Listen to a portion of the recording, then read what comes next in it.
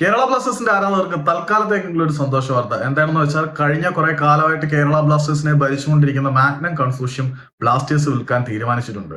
അവർ 100% ഓഹരികളും മറ്റേതെങ്കിലും ഇൻവെസ്റ്റേഴ്സിന് കൈമാറാൻ തീരുമാനിച്ചിട്ടുണ്ട് എന്നുള്ള വിവരമാണ് ഇന്നലെ പുറത്തേക്ക് വന്നത്. ഇന്നലെ പുറത്തേക്ക് വന്നതാണ്. നമ്മളത് പറയാൻ വളരെ ലേറ്റായി പോയി.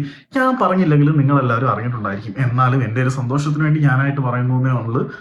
അപ്പം ഇതിനകത്തൊരു പ്രശ്നം എന്താണെന്ന് വെച്ച് കഴിഞ്ഞാൽ പുതിയ ഇൻവെസ്റ്റേഴ്സിനെ കണ്ടെത്താനുള്ള ചുമതല ഏൽപ്പിച്ചിരിക്കുന്നത് അബികേട്ടായിയാണ്. ഏട്ടായിയുടെ കുടുംബക്കാരെ കൊണ്ടുവന്ന് ക്ലബിന്റെ കീ പൊസിഷൻസിൽ നിയമിച്ചിട്ട് നമ്മുടെ ക്ലബ്ബ് കുളം തോണ്ടാൻ വേണ്ടതെല്ലാം ചെയ്തിട്ടുണ്ട്. ഇനി ചേട്ടായിയെ തന്നെയാണ് പുതിയ ഇൻവെസ്റ്റേഴ്സിനെ കണ്ടെത്താൻ മാഗ്നം നിയോഗിച്ചിട്ടുള്ളത് എന്നുള്ളതാണ് ഒരു പ്രശ്നം. ഇനിയിപ്പം ചേട്ടായി ഇതിനകത്ത് വല്ല കമ്മീഷൻ അടി പരിപാടികൾ നടത്തുന്നുണ്ടോ എന്ന് ദൈവത്തിനറിയാം. അങ്ങനെയൊന്നും നടക്കാതിരിക്കട്ടെ എന്ന് പ്രാർത്ഥിക്കാം. ഞാൻ അങ്ങനെ കൃത്യമായിട്ട് ആരോപിക്കൊന്നുമല്ല കേട്ടോ, അങ്ങനെ ഉണ്ട് എന്നൊന്നും. മേ ബി അതിനുള്ള സാധ്യതകളെ തള്ളിക്കളയാൻ പറ്റില്ലല്ലോ. ഞാൻ ഉദ്ദേശിച്ചത് എന്താണെന്ന് നിങ്ങൾക്ക് മനസ്സിലായെന്ന് ഞാൻ വിശ്വസിക്കുന്നു. അനാവശ്യമായിട്ട് ഇനി വള്ളിയും കേസൊന്നും ഒരു തലവെക്കാൻ വയ്യ. അപ്പം പുതിയ ഇൻവെസ്റ്റേഴ്സ് വരട്ടെ എന്ന് പ്രാർത്ഥിക്കാം.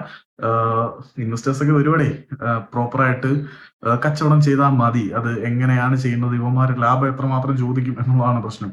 ഇനി നമ്മളെ സ്ഥിരം പറഞ്ഞു പറ്റിക്കുന്നത് പോലെ കണ്ണിപ്പൊടിയിടാൻ വേണ്ടിയുള്ള നീക്കമാവാതിരുന്നാൽ കൊള്ളാം. ഏതായാലും മാഗ്നം ബ്ലാസ്റ്റേഴ്സ് വിൽക്കുകയാണ്. 100% ഓഹരികളും കൈമാറുകയാണ്. അപ്പം ഇനി പുതിയ ഇൻവെസ്റ്റേഴ്സ് വരും, പുതിയ ഓണേഴ്സ് വരും, ബ്ലാസ്റ്റേഴ്സ് നന്നാവുമെന്ന് പ്രതീക്ഷിക്കാം.